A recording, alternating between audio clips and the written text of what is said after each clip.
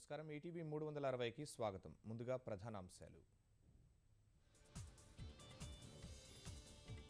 గుంటూరు జిల్లాలో కొనసాగుతున్న వర్ష బీభత్సం. ఉధృతంగానే వాగులు, వరద గుప్పెట్లో గ్రామాలు. భారీ వర్షాలకు గుంటూరు జిల్లాలో 7కు చేరిన మృతులు. పరిస్థితిపై సీఎం సమీక్ష, అప్రమత్తంగా ఉండాలని ఆదేశం. విడవని వర్షం, నీళ్లలో రోడ్లు, ఇళ్లు ఏకం. హైదరాబాద్ వాసుల అతలాకుతలం.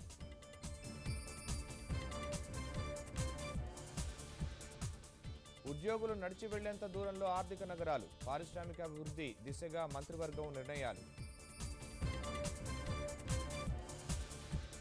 డిసెంబరు లేదా జనవరిలో పురపాలిక ఎన్నికలు. సిద్ధం కావాలని పార్టీ శ్రేణులకు బాబు నిర్దేశం.